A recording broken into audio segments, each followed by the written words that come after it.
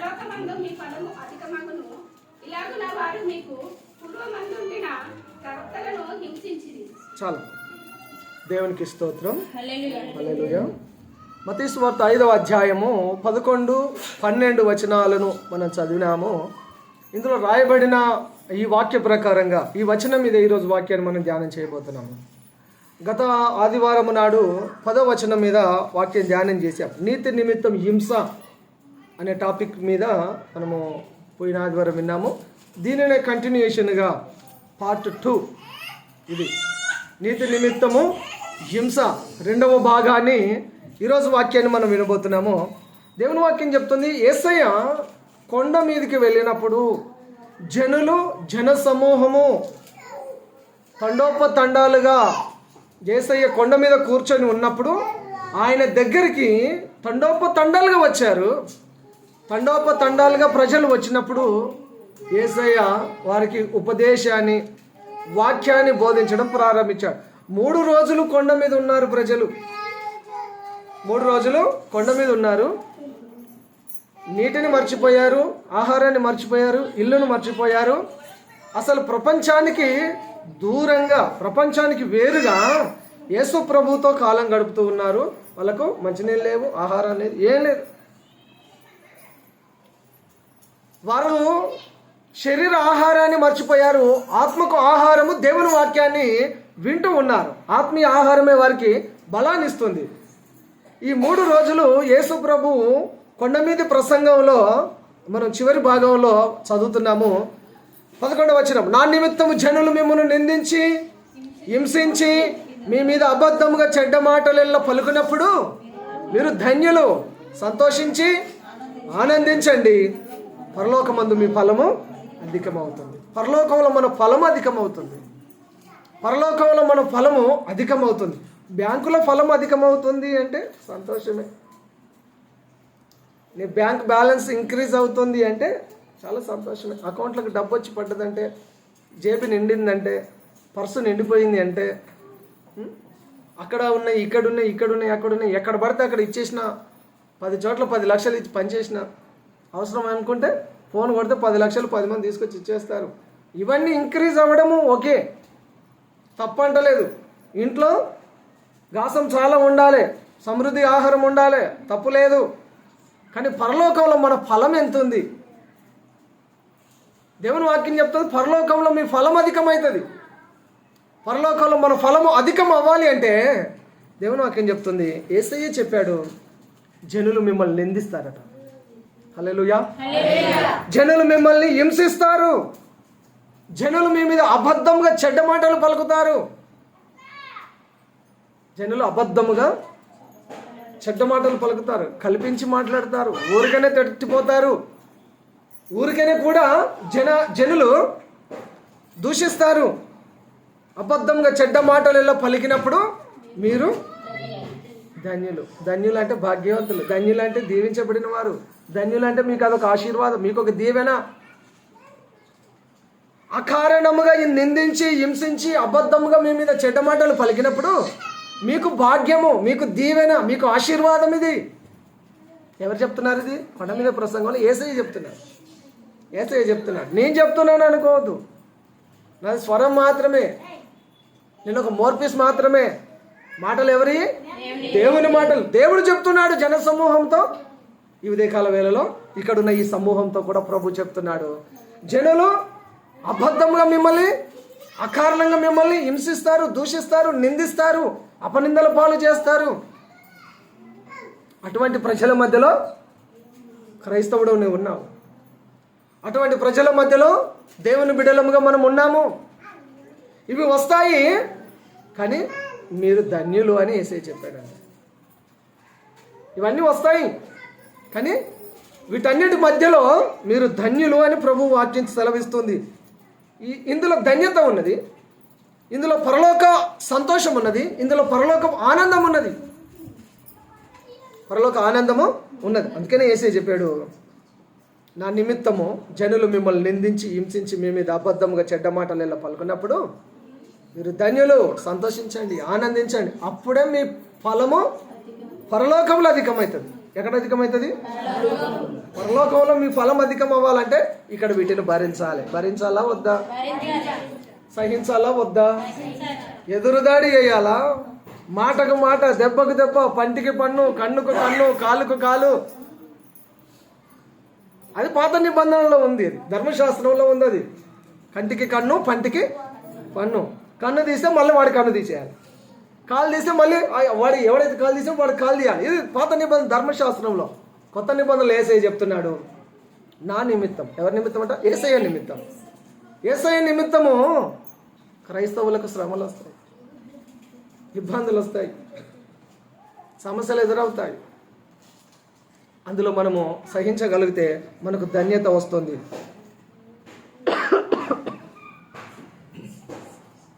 నీతి నిమిత్తం హింసించబడాలి, కానీ మనలో మనమే హింసించుకోకూడదు. నీతి నిమిత్తం హింసించబడాలి క్రైస్తవులు, కానీ మనలో మనమే క్రైస్తవులే హాని చేసుకోకూడదు, హింసించుకోకూడదు. నీతి నిమిత్తము హింసించబడితే మీకు ధన్యత, కానీ మనలో మనమే హింసించుకోకూడదు, మనలో మనమే దూషించుకోకూడదు, మనలో మనమే మాటల ద్వారాను, చేష్టల ద్వారాను, ప్రవర్తన ద్వారాను ఒకరికొకరు ఆయాస పెట్టుకోకూడదు, ఒకరికొకరు ఇబ్బంది కలగజేసుకోకూడదు, ఒకరి మీద ఒకరు మాటల దాడి, మాటల యుద్ధం చేయకూడదు. ఇది క్రైస్తవుడి లక్షణము కాదు. క్రైస్తవుడి లక్షణం ఇది ముమ్మాటికి కానే కాదు. యేసయ్యను రకరకాలుగా మాటలతోనూ చేష్టలతోనూ హింసించాడు, ఆయన సహించాడు. అదే గుణాన్ని ప్రభువు మనకు నేర్పించాడు. ఈ గుణం మనం నేర్చుకోకపోతే ఎక్కడ మనము ఇమడలేం, ఎక్కడ మనము క్రైస్తవులుగా ఎంతో కాలం ఉండలేం. కాబట్టి దేవుని వాక్యం చెప్తుంది, నీతి నిమిత్తం హింసించబడాలి. మనలో ఎవరికైనా, మన సంఘంలో ఎవరికైనా, సంఘానికైనా, సేవకునికైనా ఏదైనా జరిగితే మనం అందరము ఒకటవ్వాలి. హల్లెలూయా. మనం అందరం ఏమవ్వాలి? ఒకటవ్వాలి. ఒకే మాట, ఒకే గలం, ఒకే గొంతు, ఒకే గుంపు. ఈ గుంపును చూస్తే భయపడిపోవాలి. సేవకునికి ఏదైనా జరిగితే మనం అందరం ఏమవ్వాలి? ఒకటవ్వాలి. సంఘంలో ఎవరికైనా ఏదైనా జరిగితే మనం అందరము ఒకటవ్వాలి. క్రైస్తవుడికి ఏదైనా జరిగితే మనం అందరము ఒకటవ్వాలి. విడివిడిగా ఉండడం కాదు, విడిపోవడం కాదు. విడిపోతే ఏది కూడా అది అంత తొందరగా అతుక్కోదు. విడిపోయింది ఎప్పుడు విడిగానే ఉంటుంది, ఒంటరిగానే ఉంటుంది. ఈ విడిగా ఉన్నది, ఒంటరిగా ఉన్నది నష్టంలోనూ ప్రమాదంలోనూ పడుతుంది. అది మనిషి అయినా, ఆత్మ అయినా, వస్తువు అయినా, ఇంకా పశువు అయినా, అది ఏదైనా కాదు. విడిగా ఒంటరిగా ఉండడం ప్రమాదమే. కాబట్టి దేవుని వాక్యం చెప్తుంది, అపోస్తల కార్యం 12వ అధ్యాయం 5వ వచనంలో, దైవజనుడైన పేతురు చెరసాల్లో ఉన్నాడు, జైల్లో ఉన్నాడు. సంఘం అయితే అతని కొరకు అత్యాసక్తితో ప్రార్థన చేస్తున్నాడు. సంఘానికి ఏదైనా హింస కలిగినప్పుడు, సంఘంలో ఎవరికైనా హింస కలిగినప్పుడు, లేదా సేవకునికి హింస కలిగినప్పుడు మనం అందరం అత్యాసక్తితో సంఘంలో ఒక చోట కూడి మనం ప్రార్థన చేసినప్పుడు దేవుడు అద్భుతాన్ని చేస్తాడు. పేతురు జైల్లో ఉన్నప్పుడు సంఘం అత్యాసక్తితో ప్రార్థన చేస్తే దేవుడు తన దూతను పంపించి చెరసాల పేతురును బయటకు తీసుకొని వచ్చాడు, దైవజనుడు బయటకు తీసుకొని వచ్చాడు. కాబట్టి యేసయ్య చెప్పాడు, నా నిమిత్తం జనులు మిమ్మల్ని నిందిస్తారు, హింసిస్తారు, అబద్ధంగా చెడ్డ మాటలు పలుకుతారు, కానీ మీరు సంతోషించి ఆనందించాలి. నిజంగా క్రైస్తవుడు బాధలలో సంతోషించడం ఒక క్రైస్తవునికే సాధ్యం. శ్రమలలో, బాధలలో సంతోషంగా ఉండడం ఒక క్రైస్తవుడికే సాధ్యం. పెళ్ళిలో ఎవడైనా నవ్వుతాడండి? అమ్మా నవ్వుతారా? పెళ్ళిలో ఎవడైనా నవ్వుతారు, మనం కూడా నవ్వుతాము. పెళ్ళిలో చక్కగా పాటలు పాడుతూ అందరూ సంతోషంగా ఉంటారు. కానీ సావుకాడ కూడా పాటలు పాడుతూ హ్యాపీగా దేవుని స్తుతించుకుంటూ వెళ్ళిపోతారు. కష్టంలో, నష్టంలో, ఇబ్బందులో, బాధల్లో కూడా సంతోషంగా గడపడం ఒక క్రైస్తవుడికే సాధ్యం. అందుకనే మీ మీదకి బాధలు వచ్చినప్పుడు మీరు సంతోషించండి, ఆనందించండి. ఇలా చేయగలిగితేనే పరలోకంలో ఫలం అధికం అవుతుంది. ఇలా చేయకుండా, సహించకుండా, ఓర్చుకోకుండా, సహనాన్ని పాటించకుండా, సంయమానం కోల్పోతే పరలోకంలో మన ఫలం తగ్గిపోతుంటుంది. మన ఫలం తగ్గిపోతుంటుంది. యేసయ్య చెప్పిన బోధనే ఇది. నా సొంత బోధ కాదు, దుర్బోధ కాదు, ఇంకెవరో చెప్పిన మనుషుల బోధ కాదు, ఇది యేసయ్య బోధ. యేసయ్య కొండ మీద ప్రసంగంలో చేశాడు, ఈనాడు మనకు తెలియజేస్తున్న మాటలు ఇది. కాబట్టి సంఘం అత్యాసక్తితో ప్రార్థన చేస్తే చెరసాల్లో నుంచి దైవజనుడు విడిపించబడ్డాడు. మనం ప్రార్థన చేయాలి. సేవకుని బాధలు ఇన్ని కాదండి. చదువుతారా? సేవకుని బాధలు ఎన్ని ఉంటాయో ఒకసారి చదవండి. 1 కొరింథీ 4వ అధ్యాయం 12వ వచనం. 1 కొరింథీ 4వ అధ్యాయం 12వ వచనం. సహస్రాలలో పనిచేసి కష్టపడుచున్నాము, నిందింపబడి దీవించుచున్నాము, హింసింపబడి ఓర్చుకొనుచున్నాము, దూషింపబడి బతిమాలుకొనుచున్నాము, లోకములకు మొదటిగాను అందరికీ వెంటగాను ఇప్పటి వరకు ఎంచబడి ఉన్నాము. ఓకే, నిందింపబడి సేవకుని పని అది. సేవకుని బాధ ఎట్లుందో చూడండి ఒకసారి. సేవకులు నిందింపబడి దీవించుచున్నారు. సేవకుడు నిందించబడుతున్నాడు కానీ మిమ్మల్ని దీవిస్తాడు. సేవకుడు నిందించబడతాడు, సేవకుడు ప్రజలను దీవిస్తాడు. ఆ ప్రజల రక్షణ కొరకు, ఆ ప్రజల క్షేమం కొరకు మొరపెడతాడు. తన హస్తాన్ని దేవుని వైపు ఎత్తుతాడు. ప్రభువా, ఈ ప్రజలను దీవించు అని, ఈ ప్రజలను దీవిస్తున్నాము అని సేవకుడు పలుకుతాడు. సేవకుని బాధలు ఇన్నాన్ని కావు. నిందించబడి దీవించుచున్నాము, హింసింపబడి ఓర్చుకొనుచున్నాము. ఎక్కడికెంచో వచ్చాడు, 4 మాటలు తిడితే వెళ్ళిపోతాడు అనుకుంటుంటారు. ఓర్చుకుంటున్నాడు సేవకుడు. సేవకుని దగ్గర ఏముంది? ఓర్పు ఉన్నది, ఓర్చుకుంటాడు. ఆయనకు లేదా బలం, లేదా జ్ఞానం, లేదా శక్తి, లేదా ఆయనకు సర్కిల్, లేదా ఆయనకు లేరా ప్రజలు, లేరా ఆయన కూడా ఇన్ఫ్లుయెన్స్ వాడితే ప్రజలు దిగిరారా? వాక్యం ఏం చెప్తుంది? హింసించబడి ఓర్చుకోవాలి. సేవకుని బాధలు ఎన్నున్నాయమ్మా. నిందింపబడి దీవించుచున్నాడు, హింసించబడి ఓర్చుకొనుచున్నారు, దూషింపబడిన అయ్యా అయ్యా అయ్యా అని బతిలాడుకుంటున్నారు. సేవకుని పరిస్థితి ఎట్లా ఉంది చూడండి. అందుకనే మేము సేవకులము అని రాస్తా ఉన్నాం. రోజు ఒక వాక్యాన్ని రాస్తా ఉన్నాం. మేము సేవకులము. కొత్త విషయాలేం రాస్తలేము, కొటేషన్లేం రాస్తలే, వాక్యంలో నుండే మేము సేవకులము. మా ధైర్యం అదే, మా బలం అదే, ఆ వాక్యమే. సేవకుని బాధలు ఎన్నో ఉన్నాయి, మేము సేవకులం. ఇది కూడా రాసిన ఒకరోజు. నిందింపబడి దీవించుచున్నాము, హింసించబడి ఓర్చుకొనుచున్నాము, దూషింపబడి బతిమాలు కొనుచున్నాము, లోకానికి మురికిగా ఉన్నాము. మీ అందరికీ పెంటగా ఉండొచ్చు సేవకుడు. దేవుడు అప్పగించిన పని అది.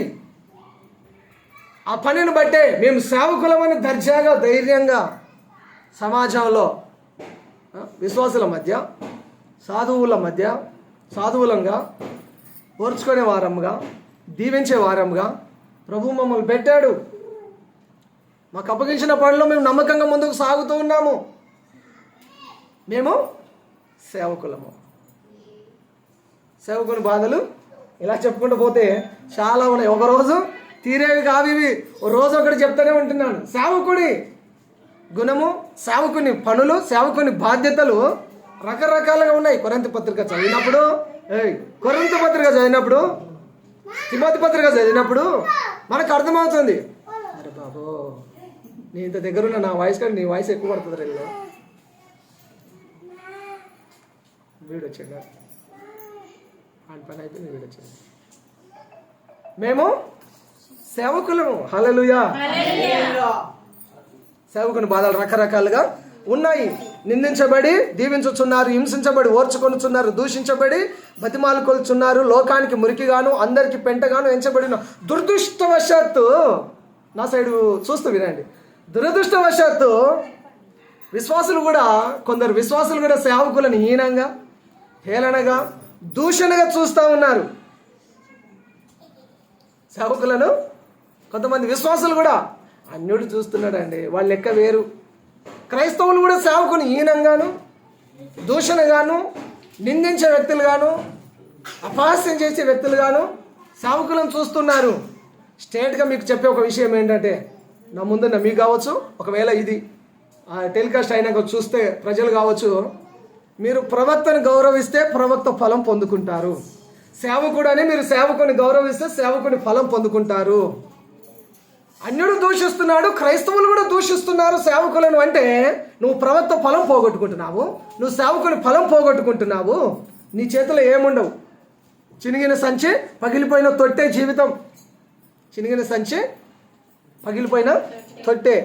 ఏమి నిల్వ ఉండదు అక్కడ, మిగులుబాటు ఉండదు, నిల్వ నీళ్ళు ఉండవు, నిల్వ నీడ ఉండదు. గుర్తుపెట్టుకో, ప్రవక్త ఫలము, సేవకుని ఫలము.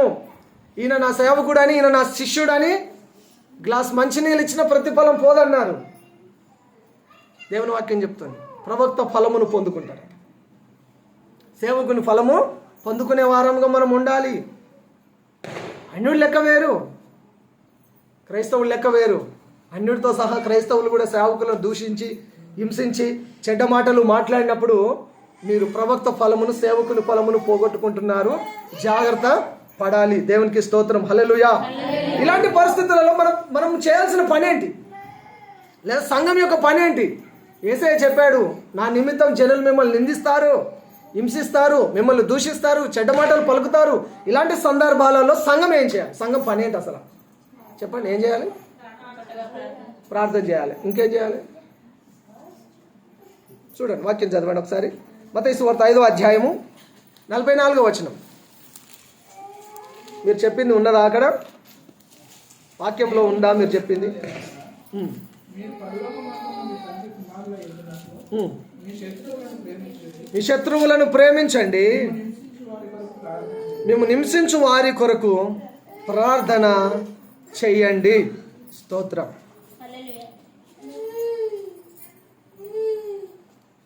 హింసించు వారి కొరకు ఏం చేయాలి? ప్రార్థన చేయాలి. మీరు చెప్పింది చాలా కరెక్టేనండి. ఏందో ఆ ఏడుపు వద్దాం, కొంచెం అడిగాను. చెప్పమ్మా కుమార్, వాడు చెప్పు, సౌండ్ రాకుండా వాడు చెప్పు. వాడికి ఏదైనా నేను అరుస్తున్నా, వాడు అరుస్తున్నాను. ఏం చేయాలి? సంఘం పని ఏంటంటే మిమ్మల్ని హింసించు వారి కొరకు ప్రార్థన చేయి. ఇది సంఘం యొక్క పని. సంఘం యొక్క పని ఏంటి? మిమ్మల్ని హింసించు వారి కొరకు ఉత్త ప్రార్థన కాదు, హింసించు వారి కొరకు ప్రార్థన, నిన్ను బాధ పెట్టే వారి కొరకు ప్రార్థన, నేను అవహేళన చేసే వారి కొరకు ప్రార్థన, నిన్ను నిందించే వారి కొరకు ప్రార్థన, నిన్ను హింసించే వారి కొరకు ప్రార్థించు. ఫస్ట్ ప్రార్థించు. నెక్స్ట్ ఏం చేయాలి? మీ శత్రువులను ప్రేమించండి. మీ శత్రువులను ప్రేమించండి. యేసయ్య చెప్తున్నాడు మళ్ళీ అదే కొండ మీద ప్రసంగంలోనే. ప్రేమించాలట. హింసించు వారిని ప్రేమించాలి. మరి శత్రువుగా చూడద్దు. వాడు నీకు శత్రుత్వానికి తీసుకొని వచ్చినా కూడా ఏం చేయాలట? ప్రేమించాలట. ప్రేమించాలి. క్రైస్తవుని గుణము ప్రేమ. యేసయ్య ప్రేమించాడు కదా. ఆయనను ఎంత హింసించినా, ఎంత బాధ పెట్టినా ఆయన లోకమును ఎంతో ప్రేమించుచున్నాను అన్నాడు. ప్రేమించి తన ప్రాణాన్ని ఇచ్చాడు. తన ప్రాణం ఇచ్చేంతగా ప్రేమించాడు. మనం ప్రేమిస్తే చాలు, ప్రాణం ఇవ్వాల్సిన పని లేదు. నువ్వు ప్రేమిస్తే చాలు. శత్రువులు మిత్రులుగా మార్చబడతారు. హల్లెలూయా. శత్రువులు మిత్రులుగా మార్చబడతారు. ఎప్పుడైతే మిమ్మల్ని హింసించు వారి కొరకు మీరు ప్రార్థన చేస్తారో, మనల్ని హింసించు వారి కొరకు మనం ప్రార్థిస్తామో, మన మీద పగపట్టే వారిని మనం ఎప్పుడైతే ప్రేమిస్తామో అప్పుడు మనం నిజంగా దేవుని కుమారులము, దేవుని కుమార్తెలము అవుతాము. అదే నిజమైన క్రైస్తవ్యం. నిజమైన క్రైస్తవ్యము ఇదే. కాబట్టి అలా చేయాలి. ఇంకా ఏం చేయాలి? మూడవది, మొదటిది ఏం చేయాలి? మన పని ఏంటి? సంఘం యొక్క పని ఏంటి అంటే, ఒకటి ప్రార్థన చేయాలి, రెండవది హింసించు వారి కొరకు ప్రార్థన చేయాలి, రెండవది హింసించు వారిని ప్రేమించాలి, మూడవది రోమపత్రిక 12:14. రోమీలకు రాసిన పత్రిక 12వ అధ్యాయము 14వ వచనం. మిమ్మల్ని హింసించు వారిని దీవించుడి గాని శపింపవద్దు. హల్లెలూయా. ఇక్కడ మూడవ మాట రాయబడింది. ఏం చేయాలట? మిమ్మల్ని హింసించు వారిని దీవించాలి, తిట్టే వారిని దీవించాలి. గాడ్ బ్లెస్ యూ అనాలి. ఏం చెప్పాలి? గాడ్ బ్లెస్ యూ చెప్పండి. ఇంగ్లీష్లో చెప్పండి. God bless you, God bless you. నువ్వు తిట్టినోని ఏం చెప్పాలి? God bless you. మిమ్మల్ని ఎవరైనా బాధ పెడితే గాడ్ బ్లెస్ యూ. వాడు అనుకుంటాడు ఇంగ్లీష్లో తిడుతుండే అనుకుంటాడు. మరి ఇంగ్లీష్లో తిడుతుండే అనుకుంటాడు. నేను ఇన్ని తిడితే నన్ను గాడ్ బ్లెస్ యూ అంటుంటే ఇప్పుడు ఇంగ్లీష్లో తిడుతున్నా వీడు ఏంటి అనుకుంటా. అలా సరే వాడు వేరే వాళ్ళని అడుగుతాడు, గాడ్ బ్లెస్ యూ అన్నారు. నేను ఇన్ని మాటలు తిట్టిన వాళ్ళు ఒకటే పాదం మాట్లాడుతారు, పదే పదే ఒకటే అంటే ఇది ఏం తిట్టు అని అందరిని అడుగుతాడు. రేపు పిచ్చోడు గాడ్ బ్లెస్ అంటే వాళ్ళు నేను దీవిస్తారు, నువ్వు అన్ని తిట్టినా నువ్వు దీవిస్తాడు. వాడి మనసు కరిగిపోవాలి. మనిషి అయితే కరుగుతుందా కరగదమ్మా? అరే నేను ఇన్ని మాటలు అన్నాను, వాడు గాడ్ బ్లెస్ అంటాడు, ఏంట్రా వాడు అనుకోవాలి. అంటే మీరు లేదా మనము వాక్యాన్ని ఇది నేర్చుకోవాలి. ఇది నేర్చుకోవాలి. వాక్యం ఏం చెప్తుందో దాన్నే చెప్తున్నాను మీకు. మిమ్మల్ని హింసించు వారిని దీవించండి కానీ శపించకూడదు. శాపం క్రైస్తవ నోట్లో రావద్దు అని వాక్యం చెప్తున్నాడు. శాపం క్రైస్తవ నోట్లో రావద్దు. మనం దీవిస్తే మన మీదకి దీవెన తిరిగి వస్తుంది, మనం శపిస్తే మన మీదకి శాపమే తిరిగి వస్తుంది. ఏం విత్తుతామో అదే పంట కోస్తాము. ఏం కావాలో మీ మాటలో ఉంది, ఏం కావాలో మీ చేతుల్లో ఉంది, ఏం కావాలో మీ ఉద్దేశం మీ తలంపులో ఉంది, మీ ప్రవర్తనలో ఉన్నది. మీరు ఏది ప్రవర్తిస్తే అదే తిరిగి వస్తుంది అని గుర్తుపెట్టుకోవాలి. దీవించండి, శపించకూడదు. నువ్వు శపించడం కూడా దేవుడు దాన్ని దీవెనగా మారుస్తాడు. అట్లా అని చెప్పి మనము శపించకూడదు. శాపం నీ నోటంబడి రాకూడదు. నెక్స్ట్ సంఘం పని ఏంటి, లేదా మన పని ఏంటి అంటే, ఒకటి నిన్ను హింసించు వారి కొరకు ప్రార్థన చేయి. రెండవది మిమ్మల్ని హింసించు వారిని ప్రేమించండి. మూడవది మిమ్మల్ని హింసించు వారిని దీవించండి. నాలుగవది మిమ్మల్ని హింసించు వారి విషయంలో మీరు పగ తీర్చుకోకూడదట. అక్కడే 19వ వచనం, 12వ అధ్యాయం 19వ వచనం. ప్రియులారా, మీకు మీరే పగ తీర్చుకొనక దేవుని ఉగ్రతకు చోటివ్వుడి. పగ తీర్చట నా పని, నేనే ప్రతిఫలం ఇస్తాను. ఇంతవరకు చాలా. పగ తీర్చట ఎవరి పని? దేవుని పని. ఇది ఎవరి పని కాదు, నా పని కాదు. మా పని అన్నదమ్మ, నువ్వు అందరు కలిపి గంపలేసేస్తున్నావు ప్రేమమ్మ. అందరు మా పని కాదంటావు, అందరికి నువ్వే చెప్తున్నావు. నా పని కాదు. పగ తీర్చడం ఎవరి పని కాదు, నా పని కాదు. అందరు చెప్తే అది మీకు సంబంధించింది. అది అందరి పొత్తులో ఒకరే చెప్పేసిరు అనుకో, గుంపులో పోతుంది. పగ తీర్చడం ఎవరి పని? దేవుని పని. పగ తీర్చడం నా పని కాదు. నేను పగ పెంచుకోవడం నా పని కాదు. దేవుని వాక్యం అదే చెప్తుంది. పగ తీర్చడం దేవుని పని. దేవుని ఉగ్రతకు చోటు ఇవ్వాలి. దేవునికి అప్పచెప్పేసా. ఇందాక ఏం చెప్పారు? గాడ్ బ్లెస్ యూ అన్నారు కదా. అయినా వింటలేడా? ఇప్పుడు దేవునికి అప్పచెప్పేసాడు ఈ కేసు. లాయర్ కాదు, కోర్టు కాదు, ఇంకెక్కడ కాదు. ఇక ఎవరికి అప్పచెప్పాలి? పరమ న్యాయాధిపతి అయిన ప్రభుకి అప్పచెప్పేసాలి ఈ కేసుని, ఈ వ్యక్తిని, ఈ సమస్యని. పగ తీర్చడం నా పని అని ప్రభు అంటున్నాడు.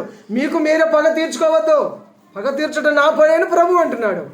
ఆయనకు అప్పగించాలి మనం సమస్యను. కానీ ఏ సమస్యనైనా దేవునికి మనము అప్పగించాలి. మీకు మీరే పగ తీర్చుకోవద్దు. మీకు మీరు పగ తీర్చుకుంటే మరి మన క్రైస్తవులు ఎలా అవుతాము? దేవునికి అప్పగించాలి.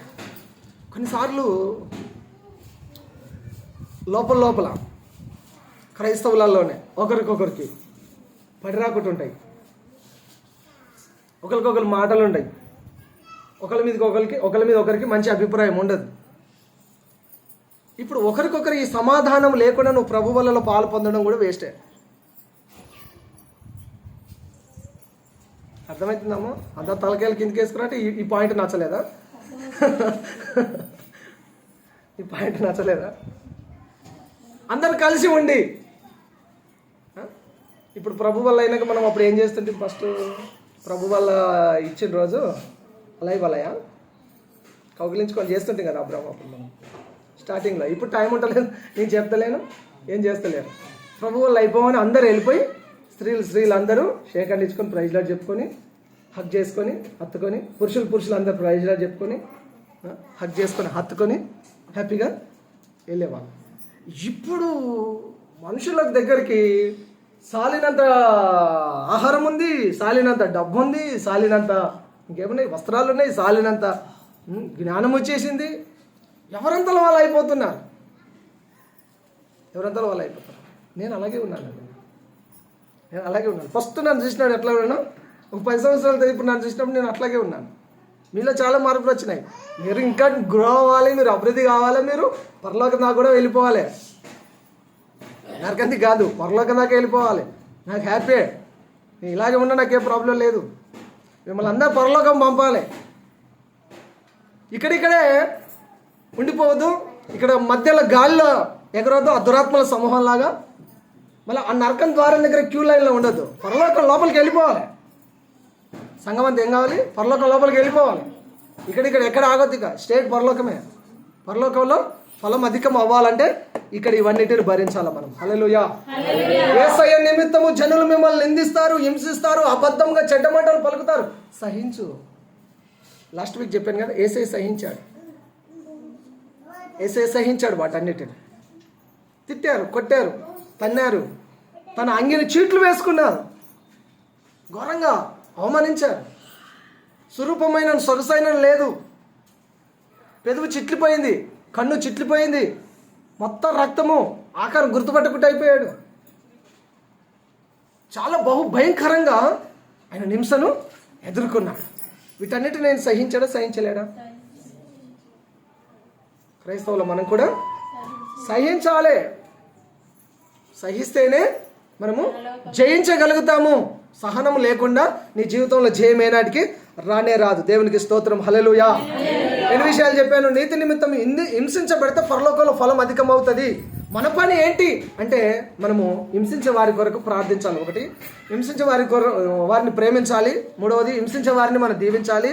నాలుగవది, హింసించే వారిని మనం పగ తీర్చొద్దు, దేవునికి అప్పగించాలి. చివరిది, పరలోకంలో ఫలం అధికం అవ్వాలంటే ఏం చేయాలి? పరలోకంలో ఫలం అధికం అవ్వాలంటే ఏం చేయాలంటే ఫస్ట్ది, నీతి నిమిత్తం హింస, దీనిని ఎదుర్కోవాలి. వచ్చిన వారు ధన్యులు. ఈ హింస, ఈ శ్రమ ఎవరికి వస్తుందో వాళ్ళు ధన్యులు. రానాళ్ళకి ధన్యత లేదమ్మా. ఇప్పుడే చెప్తున్నా. హింస నీకు రాలేదంటే నీకు ఈ ధన్యత లేదు. అర్థమైందా? అమ్మా? నువ్వు ఏదో తిట్టి నిన్ను మళ్ళీ తిడితే నీకు ప్రతిఫలం రాదు. దేవుని కొరకు యేసయ్య చెప్పాడు కదా, ఏమని రాయబడింది ఫస్ట్ లైన్లోనే, నా నిమిత్తము జనులు మిమ్మల్ని నిందిస్తారు, హింసిస్తారు. యేసయ్య కొరకు నువ్వు ఏదైనా మాట పడ్డావా, నీ ఫలం పరలోకంలో అధికమైంది. మీరు ఏ మాట పడలేదా, ₹1 కూడా జమ కాలేదు పరలోకంలో మీ పేరు మీద. ₹1 కూడా, ఒక్క ఫలం కూడా జమ అవ్వలేదు మీకు అక్కడ. మీ అకౌంట్ జీరో బ్యాలెన్స్. పరలోకంలో మీ ఫలం అధికం అవ్వాలంటే యేసయ్య నిమిత్తము ఎదురై ఆ శ్రమ, ఆ హింస, ఏదైనా మాటను నువ్వు పడితే, భరిస్తే నీకు ఫలము పరలోకంలో అధికం అవుతుంది. పరలోకంలో మీ ఫలం అధికం అవ్వాలంటే నీతి నిమిత్తం హింస. రెండవది, యేసయ్య కొరకు హతసాక్షిగా మార్చబడ్డారు. ఇక్కడ ప్రవీణ్ పగడాల గారు చనిపోయారు. అమెరికాలో చార్లీ క్రిక్ గారు ఒక ఆయన చనిపోయారు. ఆయనను తుపాకీతో పేల్చేశారు. ఇక్కడ పేల్చేశారు. వాక్యం చెప్తాడు, ఆ గొంతులు తుపాకీతో పేల్చేశారు. జస్ట్ 32 ఇయర్సే ఆయనకు. 32 ఇయర్సే. అమెరికాలో చార్లీ క్రిక్ గారిని చనిపోయాడు ఆయన. క్రీస్తు కొరకు హతసాక్షి. వాక్యం బోధిస్తున్నప్పుడే తుపాకీతో కాల్చి చంపేశారు ఆయన. ఆయన ఎందుకు చెప్పాడు, ఆయన ఏం చెప్పాడు తెలుసా, ఆయన ఎందుకు చంపారో తెలుసా ఆయన మీకు?